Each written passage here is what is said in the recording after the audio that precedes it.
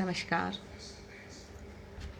मैं जया जादवानी जन सुलभ के इस पेज पर आप सभी का स्वागत करती हूँ। मैं अपनी कहानी पढ़ने जा रही हूँ। उससे पूछो, उससे पूछो।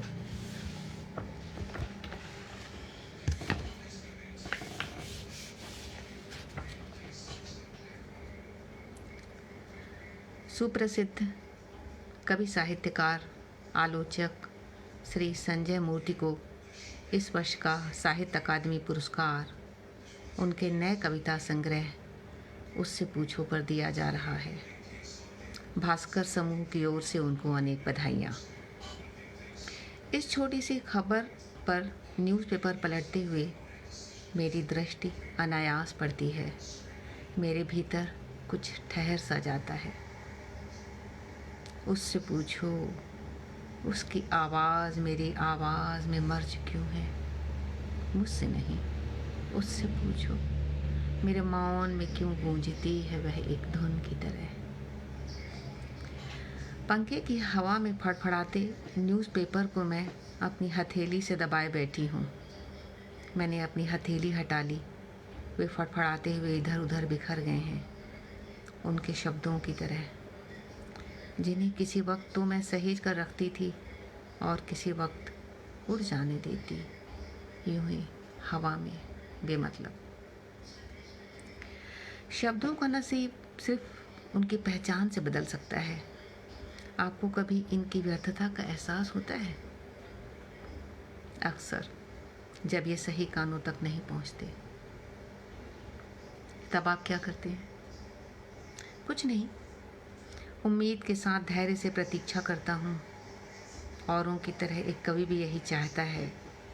शब्द किसी मंत्र की तरह उसके अंतःस्थल से उठे और दूसरे की आत्मा का स्पर्श करता हुआ उसके मर्म स्थल तक पहुँचे।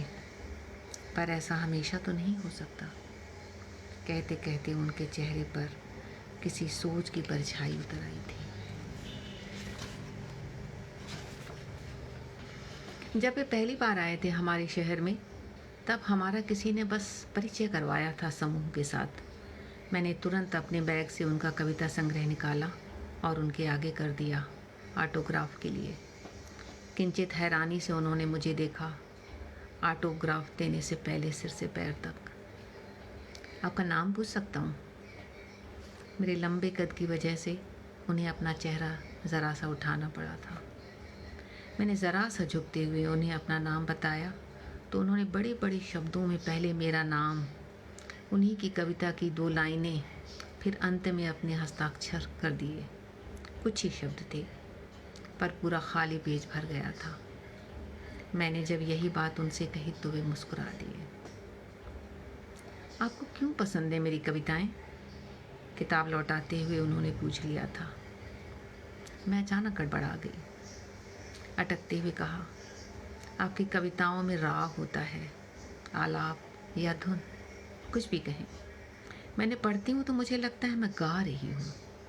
ये हमें उन जगहों पर ले जाती हैं जहाँ से हमें अपनी हकीकत दिखाई नहीं देती, या दिखाई भी देती है तो उसे अनदेखा किया जा सकता है। पर यह तो हकीकत से पलायन हुआ। कोई ज़रूरी नहीं इसे इसी तरह से कहें, फिर भी यह मेरा सच तो है ही। मैं इनकी शरण में इसलिए जाती हूँ क्योंकि मुझे अपनी हकीकतों से डर लगता है। आपके जैसी खूबसूरत लड़की की हकीकत खूबसूरत होनी चाहिए, ऐसा मैं सोचता हूँ। मैं भी यही सोचती थी। मैंने तुरंत कहा और हम हंस पड़े थे। कविता एक नई दुनिया रचती है हमारे लिए, हमारी जानी पहचानी दुनिया से अलग, अनोखी, नई, लगभग एतबार न करने लायक। फिर भी हमें सबसे ज़्यादा यकीन उसी पर आता है, वही सबसे ज़्यादा अपनी लगती है। वहीं तक पहुँचने की जद्दोजहद हम हर वक्त करते रहते हैं। वह हमारे भीतर कुछ बदल देती है। चीज़ें वही होती हैं पर किसी दूसरे रंग में दिखने लगती हैं। अब आप इसे वास्तविकता का रंग कहें या मैं खुद को आहिस्ता आहिस्ता कहने की कोशिश करती हूँ, अपने आसपास की निरर्थक सच्चाइयों से उबे हुए हम कितनी गहरी ललक से उस दूसरी दुनिया की ओर ताकते हैं जो एक कविता या प्रेम हमारे लिए रचते हैं। वास्तविकता को कोई रंग नहीं होता। वास्तविकता सूरज की रोशनी की तरह साफ और नंगी होती है। हम उसे तरह तरह से ढकने की कोशिश करते हैं। उन्होंने मुस्कुराते हुए कहा, यू आर राइट, पर उतनी साफ और नंगी सही भी तो नहीं जाती। सहने के लिए उस पर कोई रंग चढ़ाना ज़रूरी लगने लगता है। हो सकता है कविता उस पर रंग चढ़ाने का काम करती हो। और मैं धीमे से हंस पड़ी। उनकी आंखों में देखा। इस नन्ही सी कविता पर मैं इतना बोझ भी क्यों डालूं? यह बस है, अपने होने में सहज, सुंदर, रोशनी के एक टुकड़े की तरह। आप चाहें तो इसके नीचे आकर खुद को देख सकते हैं। वह एतराज़ नहीं करती। ना चाहे तो भी कोई बात नहीं, इससे उसका होना कम नहीं होता। You are genius. I am not a genius, most ordinary girl I am. अभी तो मैं बस अपने पैरों के नीचे बिछे रास्ते को पहचानने की कोशिश कर रही हूँ। देख लीजिए, कोई खड़ा तो नहीं किनारे पर, उन्होंने शरारतन कहा था। खड़ा तो है, पर वह रास्ते पहचानने में मेरी मदद नहीं करता। वह कहता है जिसे चलना है ढूंढना भी उसे ही होगा। यह तो उसकी ज़िद है, पता नहीं। और मैं ज़िद से टकरे नहीं मारती। मैं फिर मजाक के मूड में आ गई। वे भी हंस रहे थे। तब तक उन्हें मंच पर ले जाने के लिए कुछ लोग निकट आ गए थे और मैं वहाँ से हट गई थी। प्रोग्राम शुरू हुआ। अध्यक्ष बने हुए मंच पर ही बैठे थे। पूरे 3 घंटे मैं दूसरों को सिर्फ इसलिए सुनती रही कि अंत में वे बोलेंगे। इस वक्त याद नहीं क्या कहा था उन्होंने, पर अपने चुटीले अंदाज में सबकी खिंचाई करते हुए बहुत बार हंसाया श्रोताओं को। पीछे वालों ने जो एक किस्म की बोरियत भर दी थी माहौल में, उसे वे काफ़ी हद तक दूर करने में सफल रहे थे। प्रोग्राम खत्म होते ही वे एक बार फिर अपने प्रशंसकों के झुंड से घिर गए। क्या सोच सकता है एक आदमी अपने मनचाहे मकाम तक पहुंचने के बाद? क्या महसूसता होगा? एक गहरी आत्मसंतुष्टि का भाव या कुछ छूट गए की कसक? क्या यह ठीक वही है जो उन्होंने चाहा होगा? क्या ठीक वही कुछ होता है, या हम मान लेते हैं क्योंकि अब जो इतनी दूर आ गए हैं तो क्या किया जाए? वक्त मिला तो पूछूंगी उनसे, पर उस दिन तो नहीं मिल पाया था मनचाहा वक्त। उन्हें व्यस्त देख मैंने चुपचाप खिसक जाना ही मुनासिब समझा और मैं लौट आई अपनी 4 कदम इधर 4 कदम उधर वाली दुनिया में। इसके बाद हुआ बस इतना था कि मैंने एक खत लिखा था उन्हें, साधारण सा। उनका जवाब भी आया, जिसमें मुझ जैसे फूल को हमेशा मुस्कुराते रहने की सलाह थी। मैंने वह खत संभाल कर रख लिया था अपनी स्मृति की फाइल में। अपनी अपनी दुनियाओं में लौटते वक्त हम में से क्या किसी को भी यह अंदाज़ा नहीं था कि आने वाले दिनों में क्या होने वाला है। फिर वे दूसरी बार आए थे, अपनी बेकारी के दिनों को खुशगवार बनाने और व्यर्थता बोध को कस कस कर पहुँचने की कोशिश में मैंने रेडियो अनाउंसर की नौकरी कर ली थी। वे आए थे 5 साल बाद। नहीं लग रहा बीता हुआ कुछ भी। लग रहा है जैसे मैं अपने आज को जी रही हूँ। उनके आने की खबर समूचे शहर से होती हुई रेडियो स्टेशन पर भी पहुँच गई थी और हमने उन्हें इंटरव्यू के लिए राजी कर लिया था। आखिर पात्रता भी तो आवश्यक चीज़ है। मैंने उन्हें किसी दुविधा से निकाला था। एग्जैक्टली। और उसके अभाव में वे कूड़ा हैं। आपको कभी लगता है एक दिन ये नहीं रहेंगे, या रहेंगे तो इस रूप में नहीं? क्या आपको किताबों का भविष्य अंधकार में दिखता है? जब तक मनुष्य है ये जीवित रहेंगे। दरअसल ये किसी दूसरे को नहीं, हमें खोलते हैं। हमारा दर्द, हमारा रहस्य, हमारे अंधेरे, हमारी यातना। दूसरा इनकी रोशनी में अगर अपने दर्द, रहस्य, अंधेरों और यातना की झलकियाँ देख पाता है तो यह उसका सुख है। शायद तभी मनुष्य बार बार शब्दों के आलोक में आता है, अपने अंधेरों से घबरा कर। लिखे गए शब्द भविष्य की निधि हो जाते हैं। जब भी आगे कभी हम उन्हें पढ़ेंगे सूत्र वाक्यों की तरह, तो उनका वह अर्थ समय के साथ इस कदर बदल जाएगा कि आप उसके नए आलोक में फिर कोई अलग अनूठा सत्य पा लेंगे। तभी मनुष्य खत्म हो जाता है, शब्द जीवित रहते हैं। हाँ, पर जिंदा उन्हें मनुष्य ही रखता है। ये मनुष्य की चेतना में उतने ही सजीव रहते हैं जितने उसके अनकॉन्शियस या सबकॉन्शियस में। दिखे न दिखें, इनकी यात्रा मनुष्य की यात्रा से लंबी है। अगर मैं कहूँ कहीं कोई मृत्यु नहीं है, पड़ाव है हर जन्म अगली यात्रा के लिए, तो वो भी तो एक यात्रा ही है। अगर यात्रा है तो उसके अपने दुख भी हैं, यातनाएं भी, समझौते भी। तो ये मनुष्य के मृत्यु भय का निवारण है। अगर एक अर्थ में मैं कहूँ, इसे किसी और तरह से भी तो कहा जा सकता है। कैसे? ये मनुष्य के मृत्यु भय पर विजय है। क्या इससे कोई फर्क पड़ता है? पड़ता है।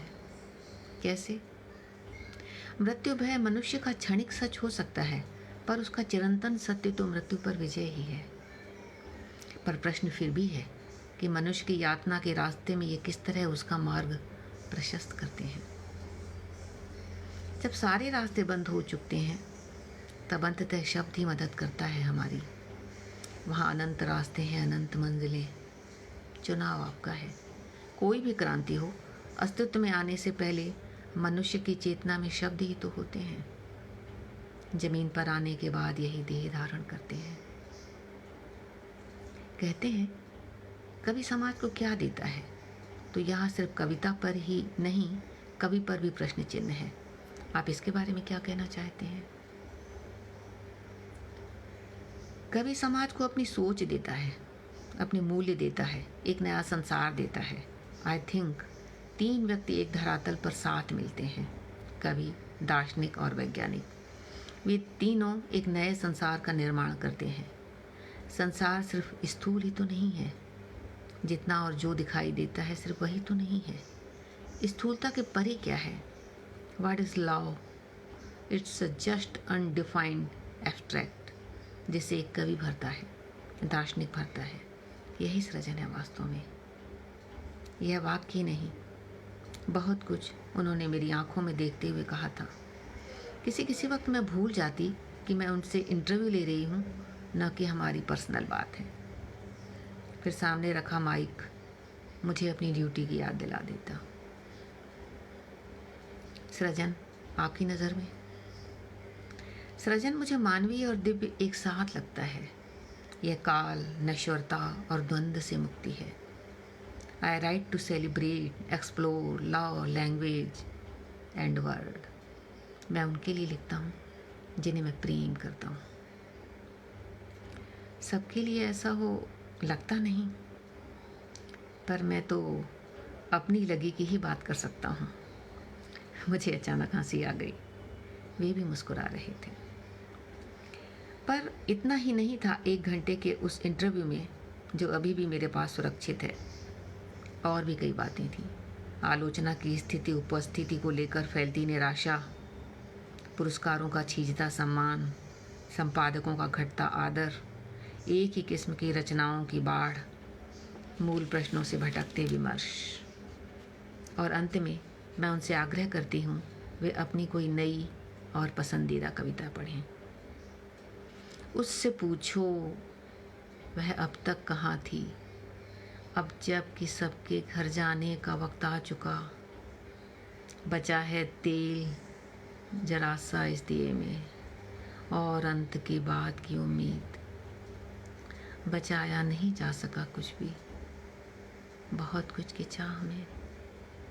उससे पूछो क्या बचा सकती है वह?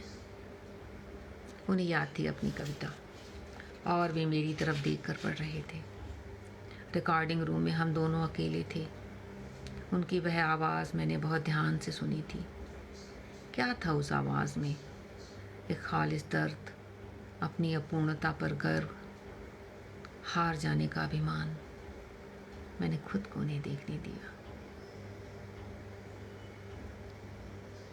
कविता समाप्त होने के बाद की खामोशी। मैं ज़रा सी हड़बड़ाई। शब्द अपना काम ख़त्म कर जा चुके थे और अब वहाँ मौन पसरा पड़ा था। बिना कुछ कहे मैंने रिसीवर ऑफ कर दिया। जो जिसकी आवाज़ से उदित होता है, अच्छा है वह उसी की आवाज़ से ख़त्म हो। हम दोनों उठते हैं। मैं उनके लिए रिकॉर्डिंग रूम का बाहरी दरवाज़ा खोलती हूँ। वे मानो अपने चेहरे पर कितना कुछ लिखा मिटाने की कोशिश में मेरी बगल से गुजर जाते हैं बगैर मुझे देखे। उस लंबे गलियारे में हम खामोश चल रहे हैं। आधे घंटे डायरेक्टर के ऑफिस में बैठने और कॉफ़ी पीने के बाद वे बाहर निकले।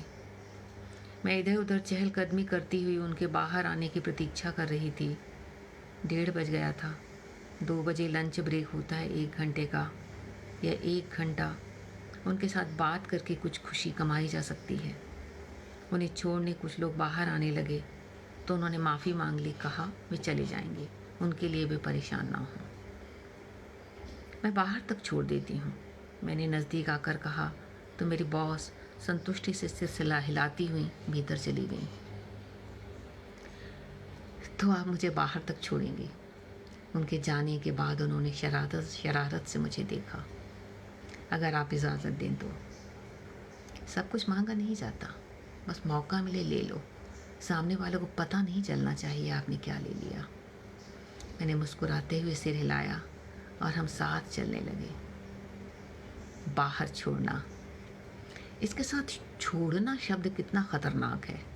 आप इसे मेरे साथ बाहर आना भी तो कह सकती हैं। कम से कम छोड़े जाने का अफसोस तो ना होगा।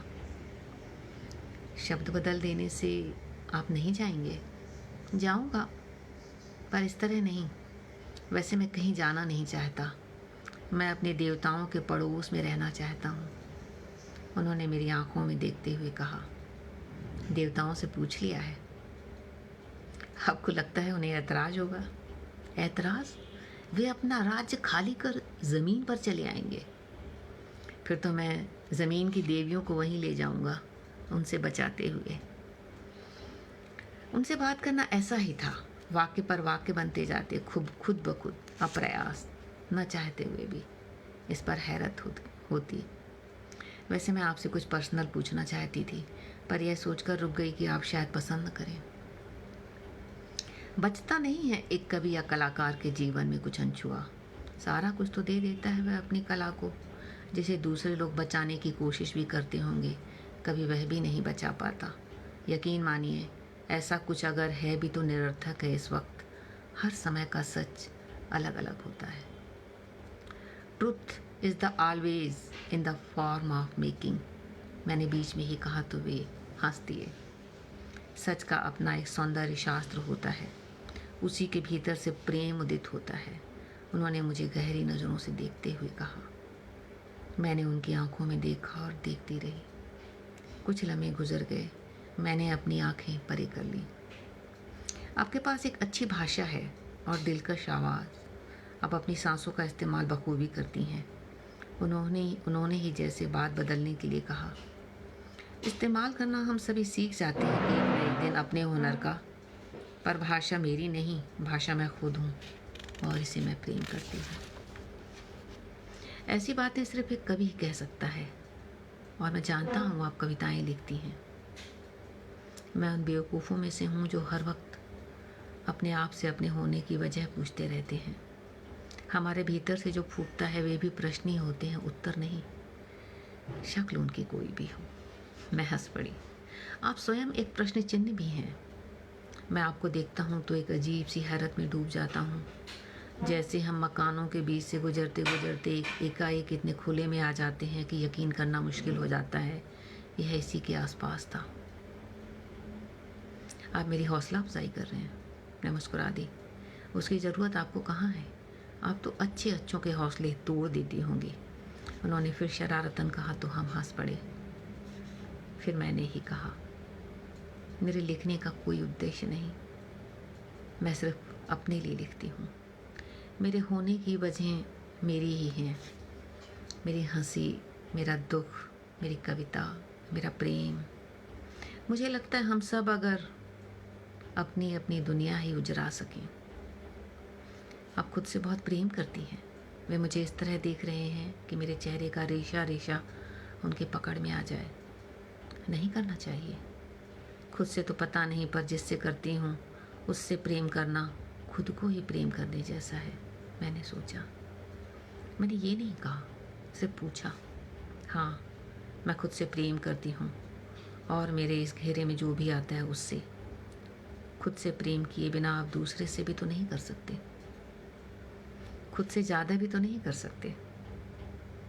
ऐसी मांग कम भरोसे वाले करते हैं। अधिक भरोसे वाले क्या करते हैं? वे कोई मांग नहीं करते। उनका काम कैसे चलता है ये तो उन्हीं से पूछना पड़ेगा। मैं टाल गई। Address, phone number. उनके चेहरे पर शरारत है। हम दोनों हंसने लगते हैं। आपको कहा नहीं कभी किसी ने? हंसी के बीच ही उनकी आवाज़ आई। क्या? आपको देखते ही युद्ध भूमि में खड़े सैनिक के शस्त्र छूट जाते हैं उसके हाथ से। आपके कदमों में तो न जाने कितनों के साम्राज्य पड़े होंगे। नहीं, कदर नहीं होती उसकी जो चीज़ इतनी आसानी से मिल जाए। क्या करूँगी वे साम्राज्य जिन्हें छूने की चाह मेरे भीतर से न उठे। आपको क्या चाहिए? वे बहुत धीरे धीरे चल रहे हैं, मैं भी। क्या ये बताना इतना आसान है? कोशिश करके देखिए। कभी हम कह नहीं पाते पर कम्युनिकेट हो जाते हैं। मुझे नहीं पता। ओह कम ऑन, बताने से आपका कुछ कम नहीं होगा, दूसरे को रास्ता मिल जाएगा। आप ऑलरेडी एक रास्ते पर चल रहे हैं, मैंने उनकी तरफ देखते हुए कहा। तो रास्ता कोई मेरी देह थोड़ी है कि मैं बदल ना सकूं। वैसे तो मैं इसे भी बदलने को तैयार हूं। मैं हंस पड़ी, कहा कुछ नहीं। वैसे आप नहीं होंगे इस बात के लिए तैयार? नहीं, मैंने शोक आवाज़ में कहा। वजह? मैंने इस पर बहुत मेहनत की है, अब दोबारा नहीं कर सकती। हम दोनों हंस दिए। चलते हुए उनकी कार तक आ ही गए आखिर। दूर खड़ा ड्राइवर हमें देखते ही लपकता हुआ चला आया। आप चलेंगी तो मैं आपको घर तक छोड़ दूंगा। इस बहाने आपका घर भी देख लूँगा। मेरी ड्यूटी शाम 6 बजे तक है। डिनर पर हम ग्रीन हाउस में मिल रहे हैं। कार्ड मेरे पास है ही। वैसे भी जब तक मीडिया वाले ना आ जाएं कुछ शुरू नहीं होता, मैंने मुस्कुराते हुए कहा। आप जब तक नहीं आएंगे कुछ शुरू नहीं होगा। वे झुके और कार में बैठ गए। कार सरकती हुई आगे चली गई। शहर से 50 किलोमीटर दूर सिंघानिया ग्रीन हाउस में डिनर का आयोजन किया गया था, समस्त साहित्यकारों और कुछ गणमान्य नागरिकों के लिए। यह आयोजन बाहर से आए साहित्यकारों के स्वागत में है। समूचा माहौल सुंदर और रोमांटिक है। पैरों के नीचे गुदगुदी कटी सजी हरी गीली घास। आसपास ठंडे हवा में झूमते किस्म किस्म के पेड़ों पर लगी रंगीन बल्बों की झालरें। अलग अलग रंगों के छोटे छोटे बल्ब अलग अलग वक्त पर जलते बुझते जैसे कोई माया जाल रच रहे हैं। चौंक कर देखा होगा पेड़ों ने भी। क्या हो गया? कौन चला आया हमारे बियाबान में बिन बताए? मनुष्य सबको हैरान करता है, खुद भी। कुछ दूरी पर सुंदर सी कॉटेज, दूर दूर तक फैली अंधियारी, दूर दूर तक फैली हरियाली अंधेरे में घुल मिल गई है। बहुत दूर से देखो तो पता ही नहीं चलता हकीकत क्या है, फसाना क्या। मुझे अपने इस ख्याल पर हंसी आती है, जैसे पास से देखने पर मैं जान ही जाती। खाने के 10-12 स्टॉल सजे हैं जरा जरा सी दूरी पर। कुछ वेटर कोल्ड ड्रिंक सर्व कर रहे हैं। वे मुझसे दूर अन्य साहित्यकारों से बातचीत में मशगूल दिख रहे हैं, या शायद मशगूल दिखने का अभिनय कर रहे हैं। जरा जरा सी देर में वे मेरी तरफ देख लेते हैं, या किसी वक्त चलते हुए दूर निकल जाते हैं तो फिर आसपास आ जाते हैं। मैं भी अपने ग्रुप के साथ कोल्ड ड्रिंक्स पीते हुए बतिया रही हूँ। डिनर के बाद कविताओं का प्रोग्राम होगा। हमने रिकॉर्डिंग की पूरी तैयारी कर ली है। चिराग दिल का जलाओ बहुत अंधेरा है, उन्हीं को ढूंढ के लाओ बहुत अंधेरा है। मोहम्मद रफ़ी का रिकॉर्ड बज रहा है। उन्हें सुनती हुई मैं अपने कलीग्स के मध्य बैठी हूँ। उनकी रोज़मर्रा की बातों से उभी हुई। अनायास देखा, धीरे धीरे लगभग सारे साहित्यकार उस कॉटेज की तरफ जा रहे हैं।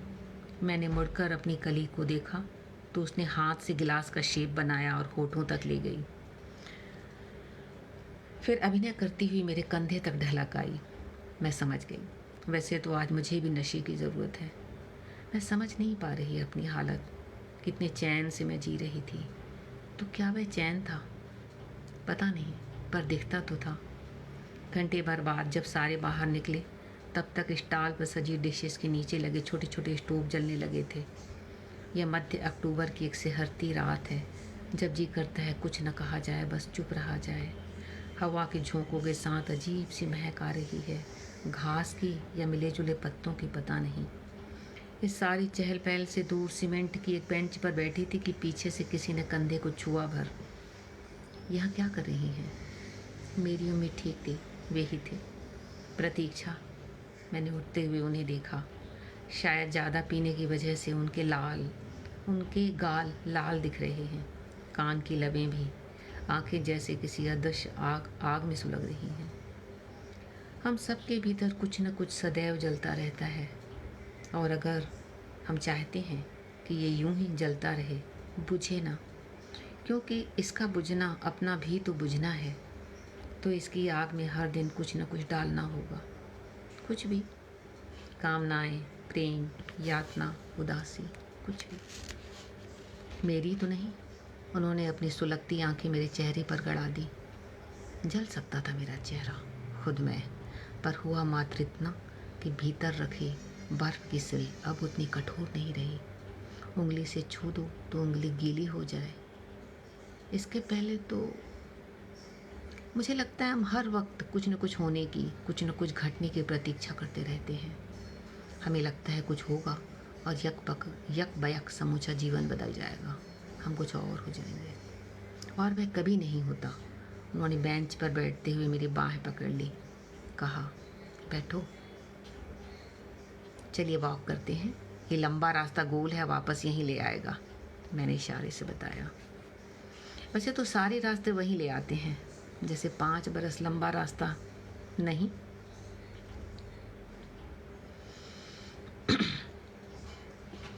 वे खड़े हो गए। हम उस आधे अंधेरे आधे उजाले में बिछे पेड़ों से ढके रास्ते पे चलने लगे। आपने मेरी बात का जवाब नहीं दिया। उनकी छूटी ही उंगलियां फिर मेरे हाथ पर कस गईं। होता है कभी कभी, पर प्रतीक्षित की तरह नहीं, किसी और तरीके से। उन्हें देखते हुए मैं हल्के से मुस्कुरा दी। एक दिन मैं तुम्हें बताऊंगी तुम्हारी स्वप्नीली उत्पत्ति के बारे में। एक दिन मैं तुम्हें बताऊंगी तुम कैसे जन्मते हो हर रोज़ मेरे भीतर, किसी और तरीके से। उन्होंने मेरी ही कविता की लाइनें मुझे हतप्रभ करते हुए पढ़ी, अपनी भारी बोझिल सुरूर में डूबी आवाज़ में। समूची गहमा गहमी से दूर उस ठंडी रात में उनकी आवाज़ गर्म रुई के फाहों से मेरे ऊपर झरती रही। कैसे एक वक्त का सच दूसरे वक्त के झूठ में बदल जाता है। जिसके लिए यह लिखी थी, उसने हर रोज़ मेरे भीतर जन्म लेना छोड़ दिया था, या हर रोज़ मैंने गर्भ धारण करना। इसे मैं इस वक्त खुद भी नहीं समझना चाहती। मेरा हाथ अभी भी उनके हाथ में है और हम खामोश चल रहे हैं। मैंने अपना हाथ खींचने की कोशिश की तो उन्होंने अपने हाथ उस पर कस लिए। इसका अर्थ कुछ और न लीजिएगा प्लीज़, यह मात्र शब्द हैं। मैंने स्थिर आवाज़ में कहना चाहा, पर मेरी आवाज़ भी कांप गई मेरी देह की तरह। उस क्षण पहली बार जाना, आवाज़ की भी एक देह होती है, हमारी देह से स्वतंत्र। हमारी देह से जन्म लेते ही वह अपना वजूद खुद रच लेती है। मिलते हैं इसके नाक नक्श हमारी देह से, पर यह कोई बहुत ज़रूरी भी नहीं। कभी कभी उसकी देह हमारी देह के बिल्कुल विपरीत दिखाई देती है। हैरत होती है उसका रूप देखकर। स्वतंत्र हूँ मैं किसी भी शब्द का कोई भी अर्थ लेने में। स्वतंत्र हूँ मैं तुम्हारा अस्तित्व अपने अस्तित्व में महसूसने में। तुम इसे मेरा दुस्साहस समझना चाहो तो समझो, मैं इसे अपनी जिद मानता हूँ। उनका आवेग देख मेरी तीनों देहें कांप गईं। प्लीज़ बचपना नहीं, मेरा हाथ छोड़िए, मैं चली जाऊंगी। अच्छा, हाथ छोड़ता हूँ, जिद नहीं। उन्होंने एक झटके से मेरा हाथ हवा में उठाया और फिर छोड़ दिया। मुझे उनके इस पागलपन पर गुस्सा भी आया, हंसी भी। आपके लिए फ़न होगा, मेरे लिए नहीं, इसका मतलब? मैंने थोड़ा गुस्से में कहा। अगर प्रेम फ़न है तो मैं ये फ़न जीना चाहता हूँ। उन्होंने मेरे सामने आकर मेरे दोनों कंधे पकड़ लिए सख्ती से। बर्फ़ की सिल पर हथौड़े की मार।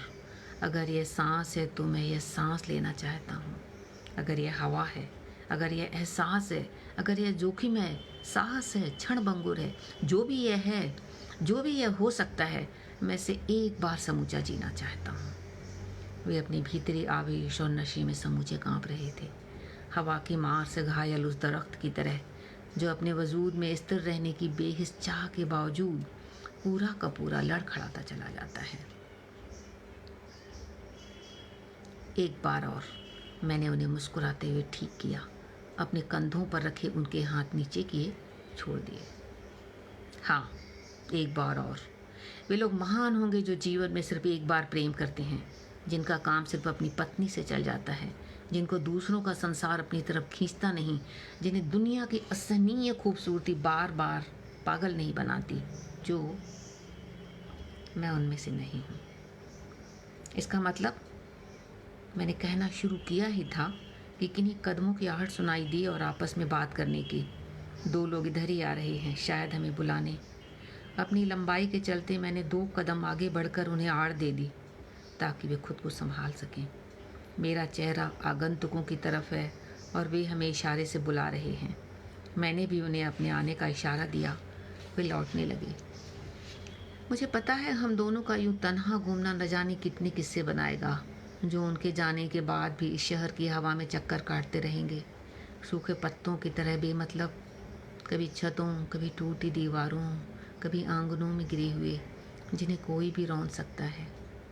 तो पत्तों का संसार यह नहीं, वह है जब वह शाख पर लगा होता है अपनी पूरी जिजीविषा और वैभव के साथ। एक दिन मर जाएगा सोचकर वह जीना नहीं छोड़ देता। मैंने अपने सिर से सारे विचार झटक दिए। हम दोनों वापस आ रहे हैं अपने अपने अंधेरों से रोशनी की तरफ। मैंने उनका चेहरा देखने की कोशिश नहीं की, न कुछ कहने की। यह वे लम्हे हो सकते थे जब वे अकेला छोड़ दिया जाना चाहे। इस तरफ शोर है, आवाज़ें हैं, प्लेयर पर लता मंगेशकर के पुराने गानों की धुन है।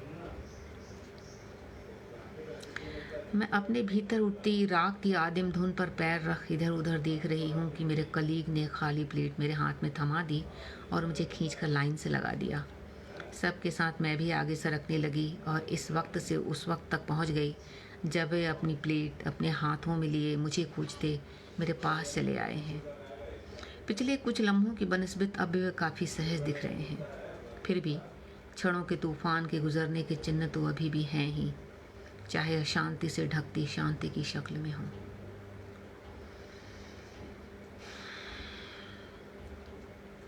कुछ लोग अपने बारे में कितनी तन्मयता से बातें करते हैं। उन्होंने किसी की तरफ देखते हुए कहना शुरू किया, मानो उनके जीवन में कितना कुछ है जिसमें किसी दूसरे को दिलचस्पी हो सकती है, और अगले ही क्षण उनके चेहरे और आंखों पर दूसरा ही रंग आ गया।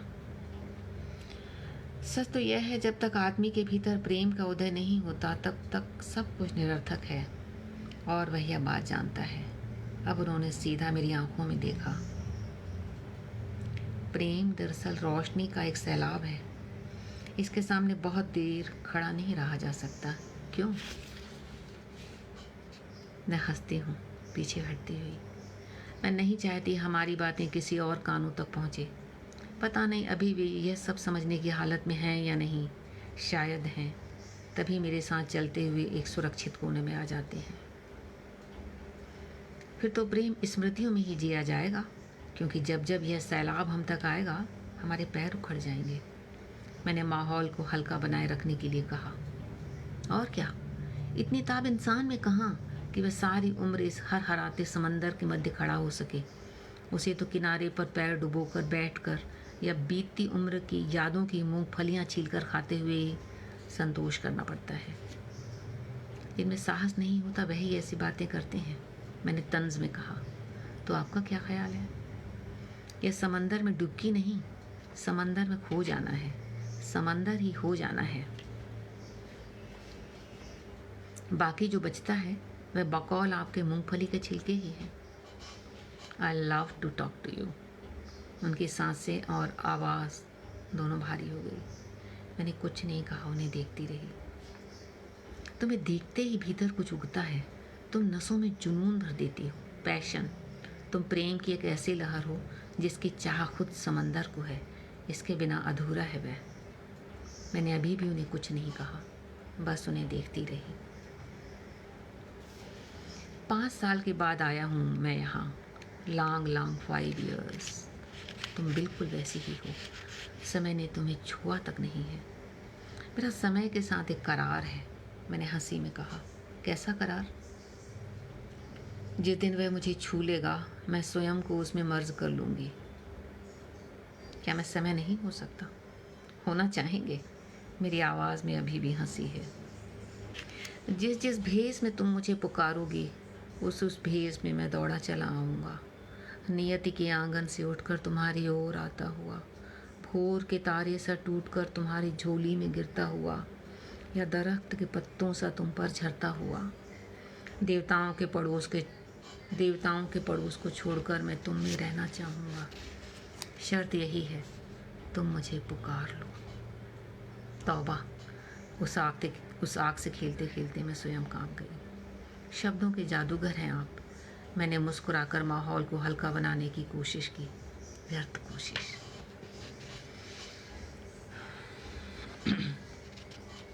जी करता है तुम्हारी दिगंबर देह को मैं शब्दों से ढांप लूं।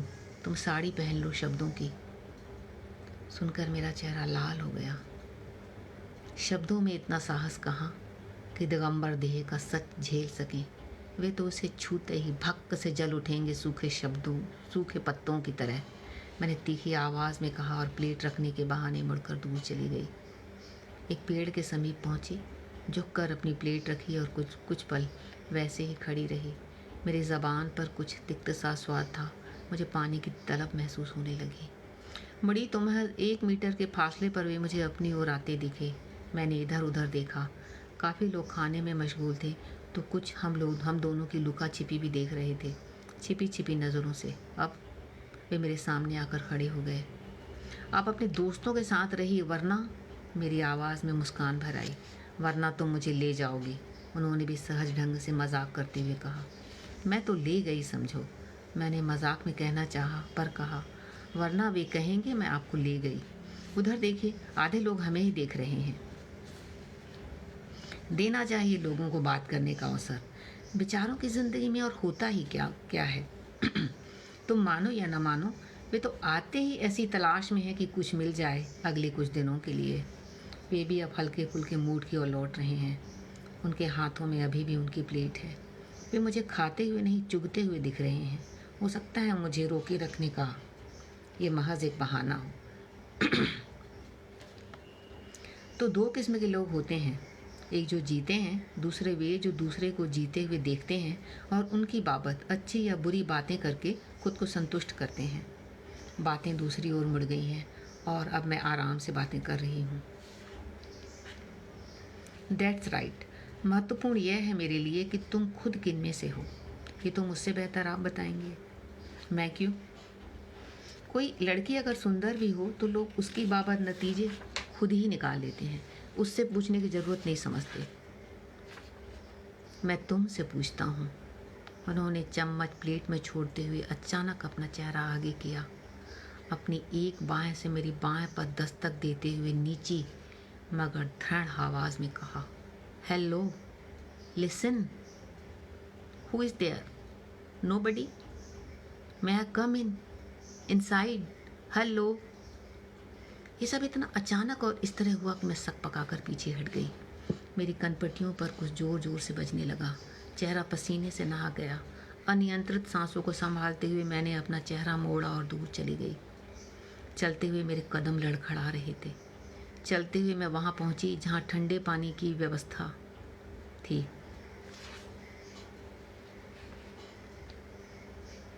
क्या मजाक है? किसी ने देखा होगा तो देखा ही होगा। मैं अपना चेहरा ठंडे पानी से धोती रही। पर सिर्फ इतना ही नहीं था। ठंडे पानी से अपना चेहरा धोते समय मैंने जाना, इस सब को परे ठेलते एक और भी आवाज़ थी जिसे सुनने को मैं कतई तैयार नहीं थी। तभी देखा दूर से मेरी कलीग आ रही है। वह आकर मेरे सामने खड़ी हो गई, सख्त निगाहों से मुझे देखती। मैं चुपचाप पर्स से रुमाल निकाल कर अपना चेहरा पोंछती रही। और भी गम है ज़माने में मोहब्बत के सिवा, चलें? उसने व्यंग से कहा। मैं सिर हिलाते हुए उसके साथ चल पड़ी।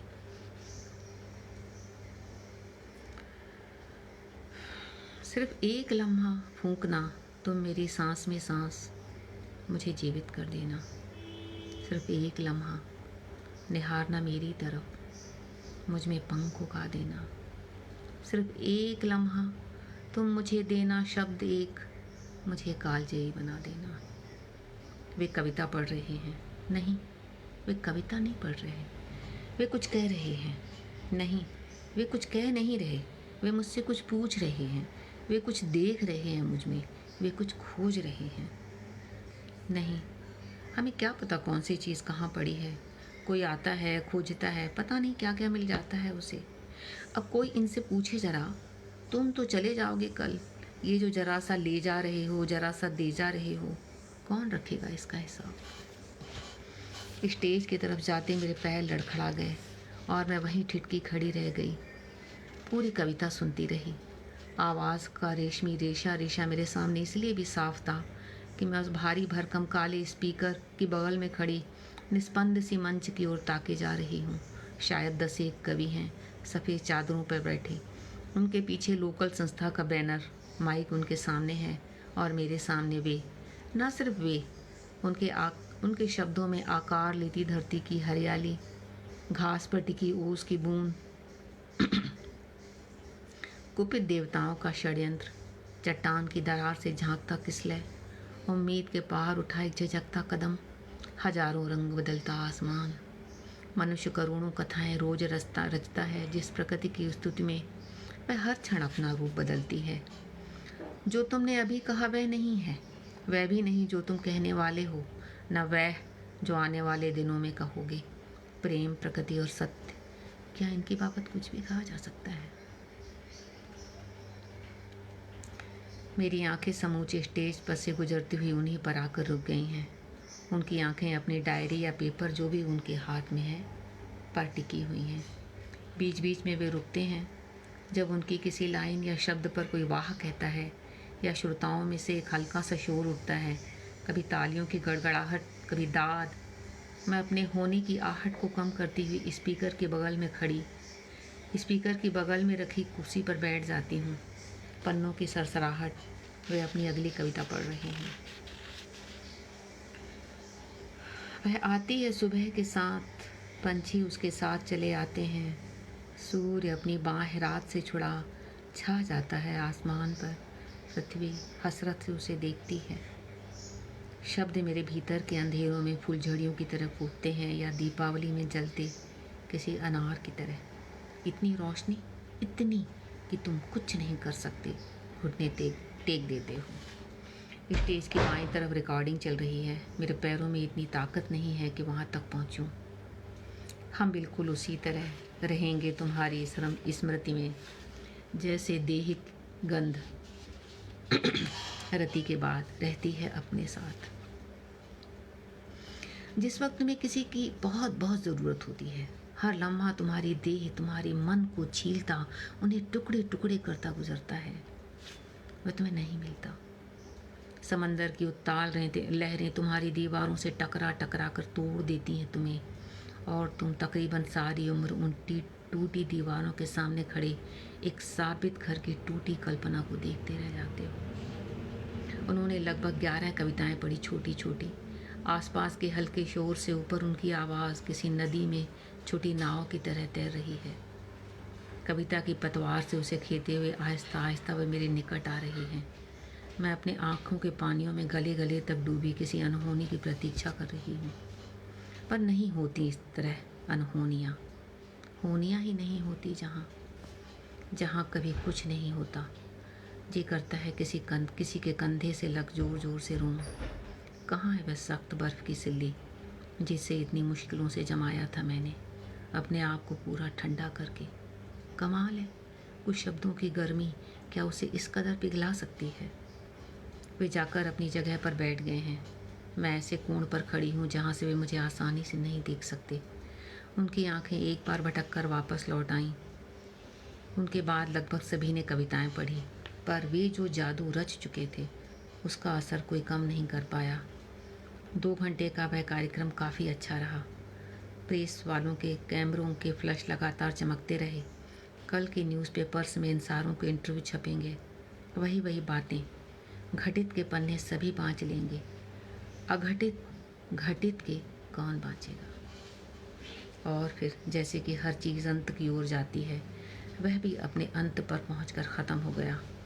हम सब ने सामान समेटा, जाने की हड़बड़ी करने लगे। वे कहीं दिखाई नहीं दे रहे थे और मुझे लग रहा था बिना मिले जाना पड़ेगा। आज उनके सारे कार्यक्रम ख़त्म हो गए। कल वे जाएंगे, शायद दोपहर की किसी ट्रेन से वापस दिल्ली। बिना उनसे मिले आखिर हम सब अपनी अपनी गाड़ियों में घर की ओर रवाना हो गए। रास्ते में ही मोबाइल पर उनका मैसेज आया, टुमारो 12 o'clock इन शताब्दी, प्लीज़ कम। मुझे जाना था, मैं गई। नहीं, वे अकेले नहीं थे, 10-12 लोगों से घिरे थे। स्टेशन की भीड़ को चीरती जब मैं उन तक पहुंची तो उन्होंने हैरान होने का अभिनय किया। आइए आइए, मुझे लगा आप नहीं आएंगी। काश हम जो करना चाहते वो कर पाते। मैंने मजाक करना चाहा, पर सबकी उपस्थिति की वजह से खामोश रही। पर आज मैं करूँगी। मेरे भीतर यह किसकी आवाज़ है? कौन है वो जो रात भर जागती रही थी किसी नई सुबह की प्रतीक्षा में? उन्होंने दूसरों से हो रही अपनी अधूरी बातों का सूत्र पकड़ा, मानो मेरा बस वहाँ खड़े रहना ही उनकी तसल्ली हो। कुछ लोगों के हाथों में उस दिन के न्यूज़पेपर्स थे। लगभग सभी में उनकी उपस्थिति दर्ज थी। कभी पूछूंगी उनसे, कितना बचाते हैं वे खुद को, कितना बताते हैं। जब तक वह वक्त आएगा सारे प्रश्न ही झड़ जाएंगे। अच्छा है यह वक्त भी खामोशी से गुजर जाए और मैं कुछ कहने सुनने से बची रहूं। तभी धड़धड़ाती हुई ट्रेन आकर प्लेटफॉर्म पर रुकी और यात्रियों में भागा दौड़ी शुरू हो गई। दिल्ली जाने वालों में वे अकेले थे। कुछ को भोपाल जाना था, कुछ को कहीं और। उनकी सीट पर उनका सामान और न्यूज़पेपर्स के पुलिंदे रख दिए गए। उन्होंने काफ़ी तत्परता से सबको विदा किया। वे सब मुझे बड़ी अर्थपूर्ण दृष्टि से देखते हुए उतर गए। उनके चेहरों पर क्रूर मुस्कान है, दूसरों की हंसी उड़ाती, दूसरों को अपमानित और शर्मिंदा करती हुई। मुझे पता था यही होगा।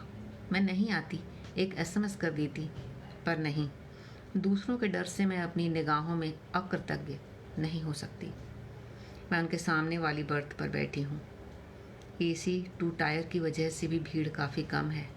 आखिरी कुछ मिनट्स और हैं, पता नहीं कितने। उन्होंने बैठते बैठते पर्दे की आड़ बना दी और अब मैंने बगैर हड़बड़ाहट के उनकी तरफ देखा। थैंक्स। उन्होंने मेरा हाथ पकड़कर अपने होठों से छुआ और चूम लिया। उनकी आंखें बेतरह उदास हो आई थी। और व्हाट? आंसुओं की अचानक आई बाढ़ से खुद को बचाया मैंने, फिर भी गला रुंध ही गया। कभी कभी बाहर बहता पानी भीतर भी बहने के रास्ते खोज लेता है। उस सब के लिए जो तुमने मुझे दिया और उस सब के लिए भी जो तुम मुझे नहीं दे सकी, पर मैंने कुछ न कुछ ले ही लिया। और देखो, मैंने अपनी जिद अभी छोड़ी नहीं है। भावावेश में उनकी आवाज़ कांप रही है। मेरा हाथ अभी भी उनके गर्म और गीले हाथों में है। Thanks to you. आंसुओं को पीछे धकेलते हुए मैं मुस्कुराई। उन्हें कहा कुछ नहीं, मेरी आंखों में देखते रहे। आपने सख्ती से बंद मेरे दरवाजे खोल दिए। अब मैं खुद से बाहर निकल सकती हूँ, अपने ईगो से। मैं समझा नहीं। उनके चेहरे पर हैरानी उतर आई। जरूरी नहीं है समझें, आपने अपना काम कर दिया। आपने कहा था ना, जहाँ से मिले ले लो। मैंने ले ली है समझ कि प्रेम जो हम पर किसी ब्लिस की तरह बरसता है, इसे किसी भी कीमत पर मत खो। अपने ईगो की कीमत पर तो हरगिज नहीं। Bliss is the experience. Bliss is not a word only for me. मुझे इसका मतलब समझाओगी? फिर कभी। मैं उठी। आज मैं जल्दी में हूँ। मैंने अपने हाथों से उनके हाथ अलग किए, एक आखिरी थपकी दी उनके हाथों पर। Really thanks. इसके पहले कि वे कुछ कहें, पर्दा हटाकर बाहर आ गई, फिर नीचे, फिर रास्ते पर। इस रास्ते पर जिस पर जाना तो बहुत पहले था, पर जा नहीं सकी थी। और कितनी देर करूँगी मैं। एक बार फिर मेरी गाड़ी जानी पहचानी सड़कों पर दौड़ रही है। कितना वक्त हो गया हमें एक दूसरे से रूठे हुए, एक दूसरे को मनाए हुए, पुकारे हुए, एक दूसरे को जिए हुए। क्या हो जाता है कभी कभी कि हम अपने भीतर के सच से आंखें चुराने लगते हैं, और फिर कैसे किसी और के बहाने मेरा अपना सत्य अनावृत हो गया।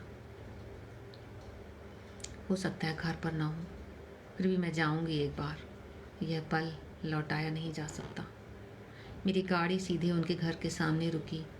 दरवाज़ा सदैव की तरह उड़का हुआ, वे बंद नहीं करते। फिर भी मैं बिना खटखटाए कभी भीतर नहीं गई। मैंने खटखटाया, बहुत बहुत वक्त बाद। Whose that? भीतर से वही आवाज़ आई जिसे सुनने को मैं आते जाते लम्हे के बीच पाँव फंसाकर खड़ी हो जाती हूँ। मे आई कम इन?